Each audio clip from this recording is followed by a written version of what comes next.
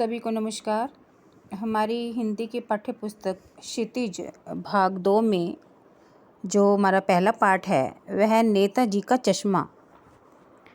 नेताजी का चश्मा पाठ के जो लेखक हैं वह है स्वयं प्रकाश जी। स्वयं प्रकाश जी के बारे में कुछ जान लेते हैं। स्वयं प्रकाश जी हिंदी के प्रमुख कहानीकार के रूप में उनका नाम प्रसिद्ध है। कहानी लेखन में उन्होंने अत्यधिक जो है ख्याति प्राप्त की। उनका जन्म 1947 ईस्वी में इंदौर में हुआ। इंजीनियरिंग की शिक्षा उन्होंने प्राप्त की। उनका जो बचपन था राजस्थान में बीता और वहीं उन्होंने नौकरी भी की। एक बड़ी कंपनी में उन्हें नौकरी मिल गई। अधिकांश जो जीवन रहा उनका वो राजस्थान में ही उन्होंने बिताया। स्वयं अपनी इच्छा से उन्होंने सेवानिवृत्ति ले ली अपने काम से और वहीं पर ही अपने जो एक पुश्तैनी जो अपने जहाँ घर था उनका भोपाल में वो रहने लगे। अपने साहित्य में हिंदी साहित्य में उनका जो योगदान रहा है वो काफ़ी रहा है। बहुत रचनाएं उन्होंने लिखी, जैसे उपन्यास, कहानी। उपन्यास में जो उनका एक प्रसिद्ध उपन्यास था बीच में विनय और ईंधन। कहानी के क्षेत्र में तो उनका नाम जो है वो बहुत आदर से लिया जाता है। बहुत कहानियाँ उन्होंने अच्छी लिखी, जैसे सूरज कब निकलेगा, आएंगे अच्छे दिन भी, आदमी जात का आदमी, इस प्रकार कई कहानियाँ उन्होंने लिखी हैं। वसुधा नामक एक पत्रिका है जिसका उन्होंने संपादन भी किया। अपनी जीवन काल में उन्होंने जो अपनी कहानियों और उपन्यासों में जो मध्य वर्ग के लोग हैं उनके जीवन पर उनके जीवन के कई पहलुओं पर बहुत प्रकाश डाला है। उनकी कहानियों में अक्सर कस्बों, जो छोटे छोटे कस्बे होते हैं, उनकी कस्बों की जीवन शैली को हम देख सकते हैं। बड़ी कुशलता से उन्होंने उसमें उनका वर्णन किया है। वे देशभक्ति की भावना तो रखते हैं, लेकिन वो देशभक्ति की जो नारेबाजी के विरुद्ध हैं। वे मनुष्य के आचरण में ही देशभक्ति देखना चाहते हैं ना, किसी खोखली बातें नहीं करे। व्यक्ति सचमुच ही देश के प्रति अपनी क्या भावना रखता है वो उसे देखना चाहते हैं। उन्होंने अपनी कहानियों में जातिगत जो भेदभाव है उसे उठाया और उसका खंडन किया। सामाजिक विकास के मार्ग में भी जो हर बुराई, रूढ़ी और अंधविश्वास आए उनके विरुद्ध उन्होंने आवाज़ उठाई। नेताजी का चश्मा जो कहानी है इसमें उन्होंने एक हालदार साहब होते हैं जो एक कंपनी में काम करते हैं। एक छोटा सा कस्बा होता है, वहाँ पर कच्चे मकान, पक्के मकान कम थे, तो छोटा सा एक बाज़ार था। कस्बा छोटा था, बाज़ार भी छोटा था और उस कस्बे में एक नगर पालिका भी थी। तो नगर पालिका के नगर के बाहर जो है ना, उनके वहाँ मुख्य बाज़ार के पास चौराहे पर एक नेताजी का पूरा नाम क्या है, सुभाष चंद्र बोस है ना, सुभाष चंद्र बोस की प्रतिमा लगी हुई थी। तो प्रतिमा जो उनकी लगी हुई थी उसे देखकर लग रहा था कि यहीं किसी कस्बे के किसी स्थानीय जो कलाकार है उसने इस मूर्ति को बनाया होगा।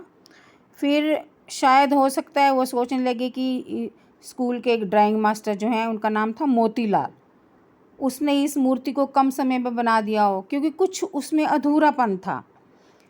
जैसे उनकी जो प्रतिमा थी उस पर चश्मा नहीं था। अब 2 फुट ऊंची वह मूर्ति थी, देखने में सुंदर लग रही थी, है ना। तो मूर्ति को देखते ही जो सुभाष चंद्र बोस जी का नारा था, क्या नारा था उनका कि दिल्ली चलो या तुम मुझे खून दो मैं तुम्हें आज़ादी दूंगा। देखते ही उनके नारों की याद आ जाती। तो हालदार साहब जो वहाँ से गुज़रते थे तो उन्होंने देखा कि जो नेताजी की प्रतिमा है उस पर उनकी आंखों पर चश्मा नहीं था। मूर्ति संगमरमर की बनी हुई थी। उसके स्थान पर जो होता है ना कि चश्मे के स्थान पर किसी ने उन्हें काला फ्रेम का, जैसे खाली फ्रेम का चश्मा सा लगा दिया। तो वहाँ से जब वो गुज़रते तो देखते कि रोज़ उनका जाना होता वहाँ से, तो देखते कि रोज़ मूर्ति पर कोई ना कोई अलग तरह का चश्मे का फ्रेम लगा होता। तो वे सोचते, रोज़ हैरान होते कि पहले तो चश्मा था ही नहीं और अब तरह मतलब रोज़ बदल बदल कर कोई ना कोई उस पर लगा देता है, उस फ्रेम से लगा देता है प्रतिमा पर। तो उन्होंने सोचा कि यदि उन्होंने सोचा कि कौन करता होगा ऐसा कार्य, इस चश्मा बदलने का कार्य कौन करता होगा। तो उनके मन में एक जिज्ञासा हुई कि ये जानने की कि ऐसा कौन कर रहा है, कि इस चश्मा बदलने का क्या रहस्य हो सकता है। तो वो एक दिन उन्होंने वहाँ से गुज़र रहे थे तो वो रुक कर वहाँ चौराहे पर ही एक पान वाले की दुकान थी, वे उसके पास गए और उन्होंने उससे पूछा कि ये नेताजी का जो मूर्ति है, नेताजी की मूर्ति का चश्मा कौन बदलता है रोज़ रोज़, रोज़ नया फ्रेम होता है इस पर। तो पान वाले ने बताया कि ये फ्रेम जो है एक कैप्टन है चश्मे वाला, वो बदलता है आकर। तो यदि वो कहता है कि मूर्ति पर लगा चश्मा जो है किसी ग्राहक, उसकी एक चश्मे की दुकान है, वो किसी ग्राहक को अगर पसंद आ जाता है तो उस ग्राहक को उस चश्मा वो वाला फ्रेम उसे दे देता है और दूसरा फ्रेम आकर लगा देता है। किंतु वे नेताजी की मूर्ति को बिना चश्मे के कहता वो नहीं देख सकता, क्योंकि उनको तो चश्मा लगा ही हुआ था, इसलिए वो ये कार्य करता है आकर रोज़। तो पान वाले से पूछा कि मूर्ति का जो असली चश्मा, जैसे मूर्ति जिसने बनाई उसने चश्मा क्यों नहीं बनाया, क्योंकि मूर्ति बनाने वाला वो कहने लगा कि एक ड्राइंग मास्टर था, वो चश्मा बनाना भूल गया होगा, है ना। तो वो कहने लगे, हालदार साहब के मन की जो अभी मतलब कि उनके मन में जो सवाल उठ रहा था वो भी शांत नहीं हुआ। उन्होंने सोचा, फिर पान वाले से फिर पूछा कि ये जो चश्मे वाला है नेताजी का कोई साथी रहा होगा किसी समय, जो उनकी जो आज़ाद हिंद फ़ौज उन्होंने बनाई थी, कि उसका कोई सिपाही है। तो पान वाला हंसने लगा। वो बोला कि वह तो लंगड़ा है, जो कैप्टन है चश्मे वाला वह तो लंगड़ा है, वह फ़ौज में क्या जाएगा। वो देखो वो आ रहा है। इतने में वो व्यक्ति वहाँ से आ रहा होता है, वो देखो वो सामने आ रहा है। उसका कहीं फ़ोटो नहीं छपाया, यानी कि उसके मतलब पान वाले ने उसकी हंसी उड़ाई, जैसे ये उनको हालदार साहब को ऐसा लगा। पान वाले का ऐसा मजाक करना हालदार साहब को अच्छा नहीं लगा। उन्होंने सोचा कि किसी देशभक्त की हंसी उड़ाना अच्छी बात नहीं है। उन्हें यह बात बहुत बुरी लगी। हालदार साहब ने देखा कि वह व्यक्ति बहुत बूढ़ा है, बहुत कमज़ोर, दुबला पतला लंगड़ा आदमी है। सिर पर उसकी गांधी जैसे टोपी थी और आंखों पर उसने काला चश्मा लगाया हुआ था। और उसके जो हाथ में थे बांस पर जैसे उसने बहुत सारे चश्मे लगाए हुए थे, और फेरी लगाकर चश्मे बेचता था, है ना। तो वही आकर बार बार रोज़ बदल जाता था। किंतु उस दिन कई वर्षों तक वो हालदार साहब का वहाँ से आना जाना नहीं हुआ। उन्होंने फिर कई बार आए, देखा कि प्रतिमा पर हर वक्त चश्मा लगा ही रहता था।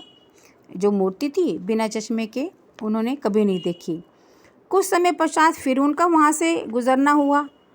फिर उन्होंने देखा कि मूर्ति पर चश्मा नहीं था। पूछने पर पता चला, हैरान हुए कि पूछने पर पता चला कि जो कैप्टन बार रोज़ आकर बदल जाता था उनका चश्मा, तो उसकी मृत्यु हो गई है।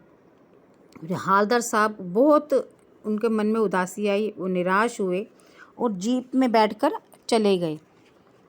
जीप में बैठकर वो सोचने लगे कि जैसे व्यंग किया उन्होंने कि इस देश का क्या होगा, जहाँ के लोग देशभक्तों की जो बलिदान, उन्होंने देश के प्रति जो बलिदान दिए हैं, उनका वो मजाक उड़ाते हैं और कहीं ना कहीं आप बिकने के लिए तैयार हो जाते हैं। क्योंकि पान वाले ने उसको, जो चश्मा बदलता था कैप्टन को, उसको क्या कहा, लंगड़ा आदमी कहकर उसे संबोधन किया। तो उन्हें अच्छी नहीं लगी हवलदार साहब को ये बात ना। फिर बहुत समय बाद बाज़ार से हवलदार साहब फिर गुज़रे, तो उन्होंने निश्चय किया कि अब मैं जो नेताजी की जो बिना चश्मे वाली जो मूर्ति है उसे नहीं देखूंगा, है ना। लेकिन फिर रुके, क्योंकि रोज़ देखने की आदत थी। फिर चौराहे पर रुके और मूर्ति को फिर देखने लगे, तो उन्होंने देखा कि नेताजी की प्रतिमा पर किसी ने सरकंडे का चश्मा रखा हुआ था, सरकंडे का। तो फिर उनकी आंखें एकदम वो उदास हो गए और उनकी आंखों में आंसू आ गए। वो इसे देखकर बहुत भाव विभोर हो गए। तो ये इस पाठ में है।